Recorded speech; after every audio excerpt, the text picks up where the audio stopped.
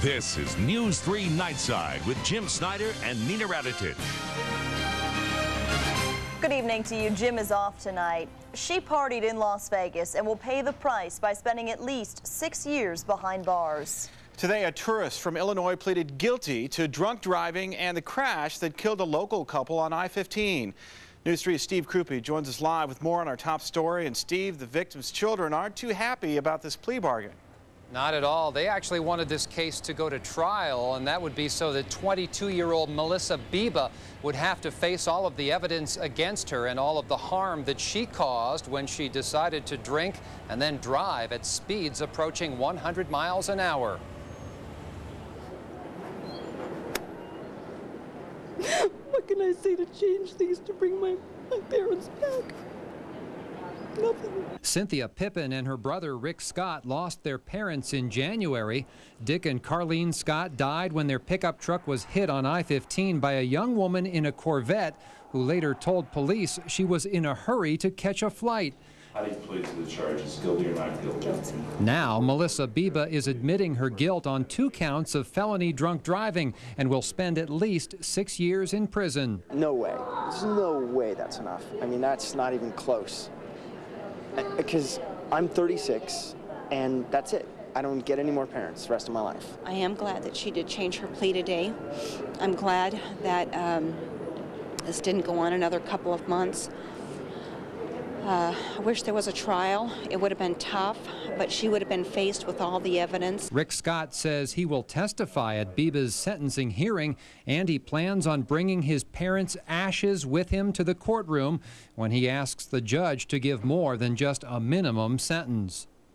According to the Highway Patrol, after the crash, Melissa Biba blamed society for her behavior, saying she wasn't going to let the crash ruin her life.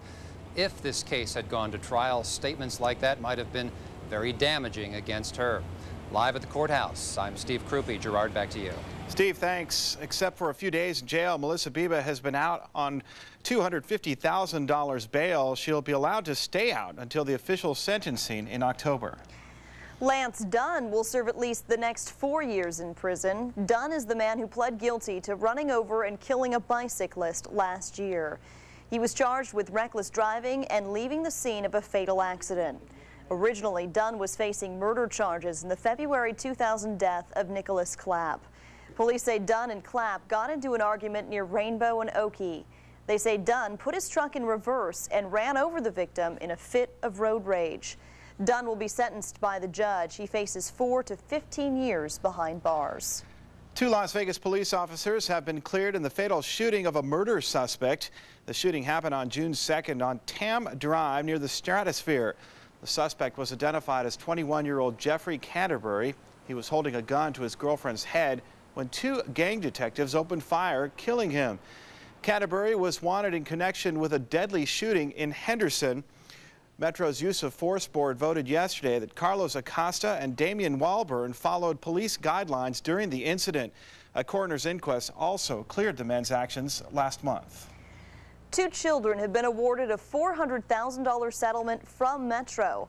The girl's stepfather, Ronnie Norman, shot and killed their mother, Judy, and then himself just before Christmas 4 years ago. A police investigation found Officer Tony Williams neglected his duty when he didn't take Norman's gun or kick him out of the house while he was serving a protective order just 1 hour before that murder-suicide. Williams was fired shortly after the 1997 incident. Thousands of friends, family, co-workers, even strangers said goodbye to a Reno police officer today.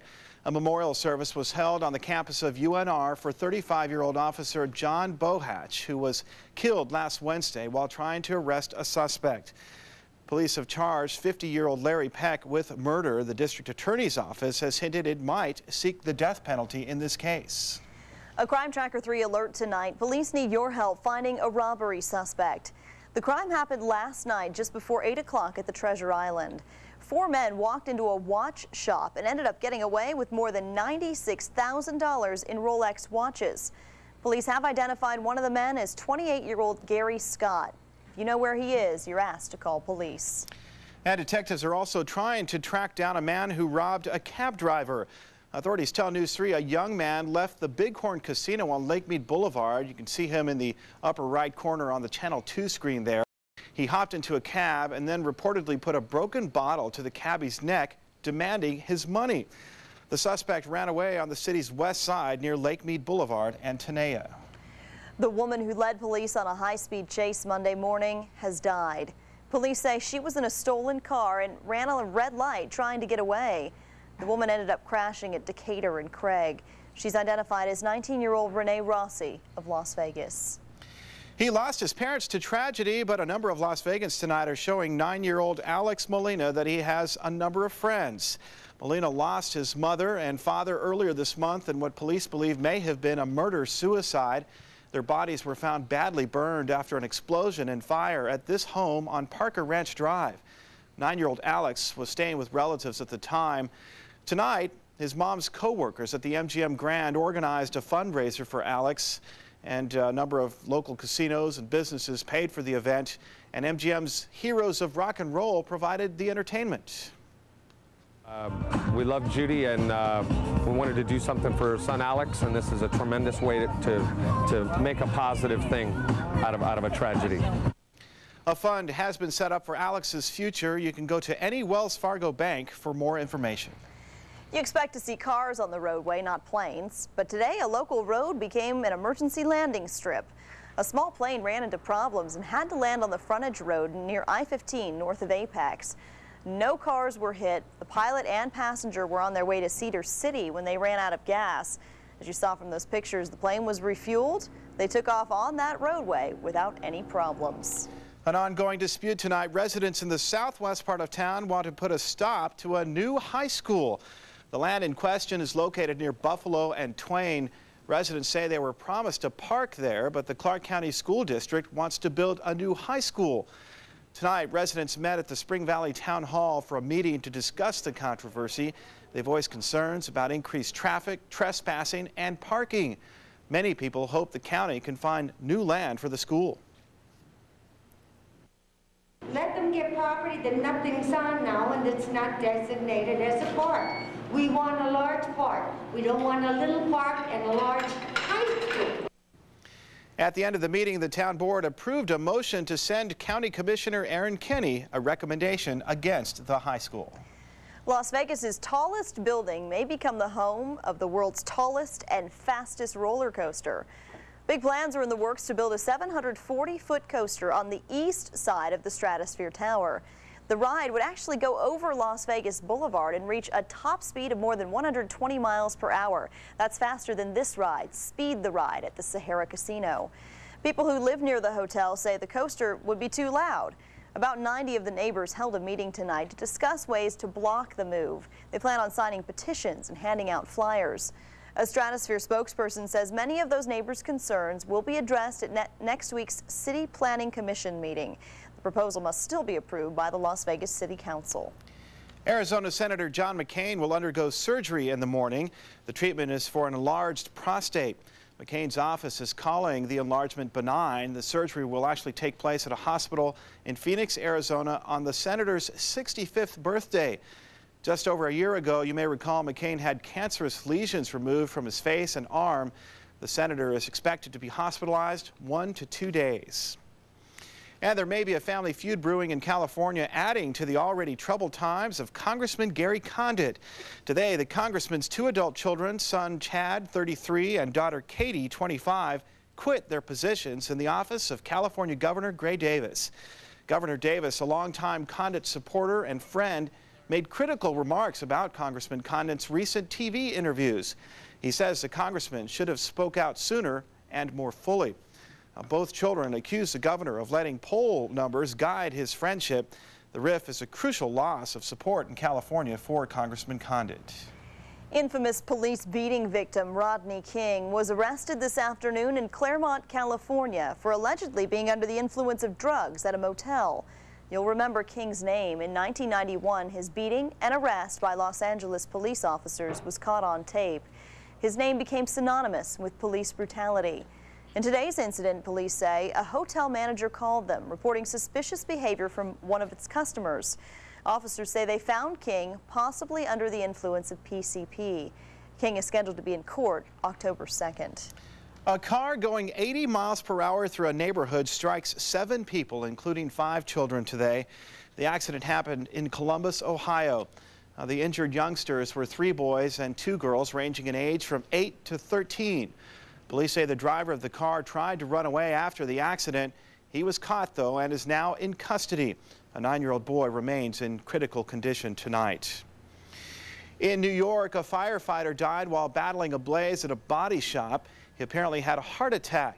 More than 130 firefighters were called in to help extinguish the flames there. It actually took a couple of hours to get the fire under control. 7 other emergency workers received minor injuries. California is mourning the loss of 2 firefighters, and a man is in custody charged with their murder. That story's coming up. Plus, an American Pie star in trouble with the law. She's one of the kids in the hit movies, but is facing serious charges as an adult. Find out what went wrong for Natasha Lyonne. And this guy might just be the most honest person in the world. Wait until you hear what he did in the City of Angels. I'm Dr. Jim Snyder. Now, today's high temperature tied a record yesterday, but not today. Can this hot stuff last all the way into our holiday weekend? Details coming up in the forecast. I'm Mitch Roberts. Whoever this NFL official is, he says it's good, but I got a story that's not too good for football fans. That's coming up later in sports. But first, here's what's coming up tomorrow morning on News 3 Sunrise. We all know it's not easy to stay in shape, and many folks are turning to nutritionists to help stay healthy. But how do you find someone who is truly qualified? It's a good question. Tomorrow morning on Sunrise, we'll have some suggestions to make sure you get your money's worth when you go to an expert. Plus, our traffic and weather experts, Tom and John, will have the latest.